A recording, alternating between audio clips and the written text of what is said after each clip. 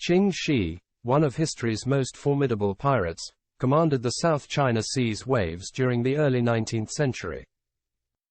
Born in 1775, she transitioned from a Cantonese prostitute to the most powerful pirate leader of her time, defying the era's gender norms.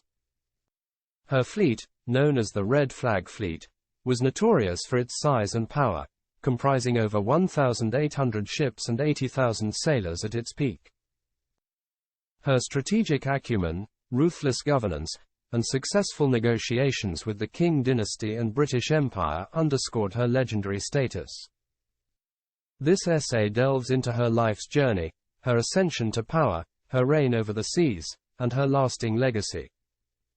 Little is known about Ching Shih's early life, with most accounts pointing to her birth in 1775 in Guangdong Province, China. Originally named Shi Xianggu, she worked in a floating brothel in Canton, where she caught the eye of Zheng Yi, a notorious pirate leader.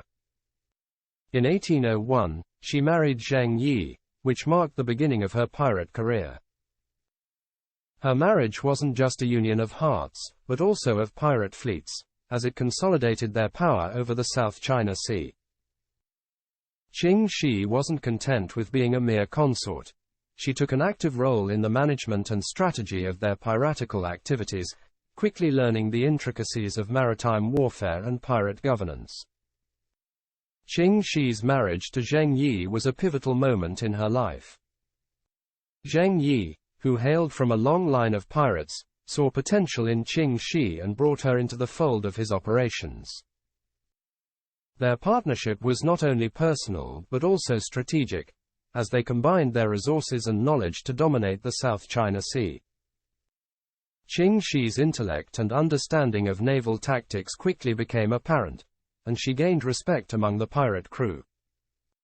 Together, they formed the Red Flag Fleet, a formidable pirate armada. This fleet grew rapidly, absorbing other pirate bands and recruiting new members, eventually becoming the most powerful pirate fleet in China. Ching Shih's role in this expansion was significant. She was not just a figurehead. She actively participated in planning raids, managing the fleet's logistics, and negotiating alliances with other pirate leaders.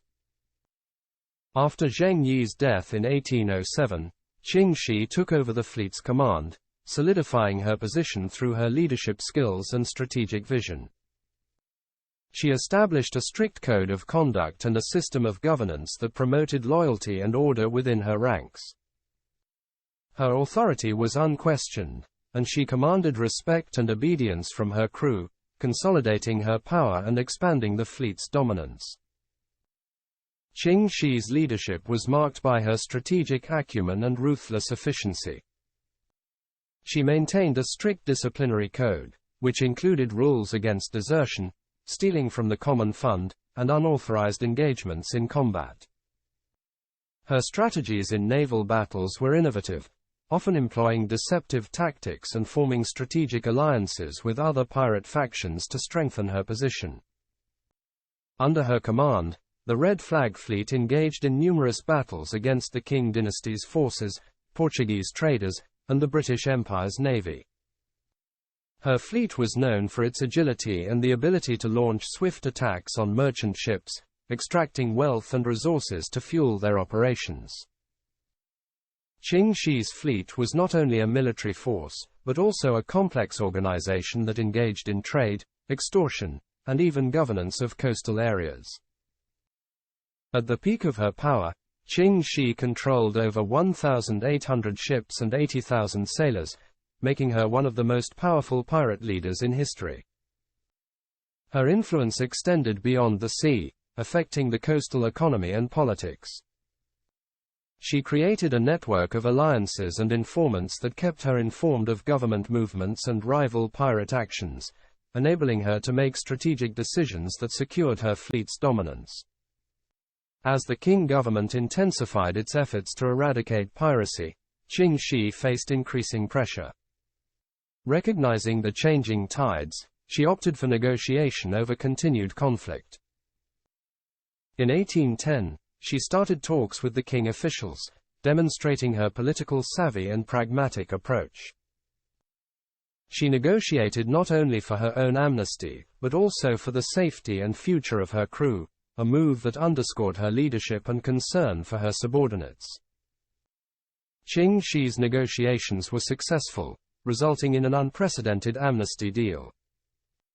She secured pardons for herself and her crew, allowing them to keep their loot. In return, she agreed to disband the Red Flag Fleet and retire from piracy. This negotiation highlighted her diplomatic acumen and ensured that she exited her piratical career without diminishing her power or wealth. After accepting the amnesty, Ching Shih returned to Guangdong and transitioned to civilian life. She married her former lieutenant, Cheng Po Sai, who had been adopted by her and Zheng Yi. Together, they opened a gambling house and invested in various businesses, maintaining their influence in the region. Ching Shih's ability to adapt from a life of piracy to a respectable businesswoman further illustrates her versatility and intelligence. In her later years, Ching Shih focused on her business ventures, establishing herself as a successful entrepreneur. Her gambling house became a popular establishment, and she diversified her investments into other sectors. Despite retiring from piracy, she remained a figure of authority and respect in the community. Ching Shih died in 1844, leaving behind a legacy that transcended her pirate origins. Her death marked the end of an era, but her life story continued to inspire generations. She is remembered not only as a formidable pirate leader, but also as a savvy negotiator and successful businesswoman. Ching Shih's legacy is complex and multifaceted. She is often celebrated as a feminist icon, a woman who rose to power in a male-dominated world and led her fleet with an iron fist. Her strategic mind and leadership abilities established her as one of the most successful pirates in history. Her story has been romanticized in literature, film, and folklore, becoming a symbol of resistance and power.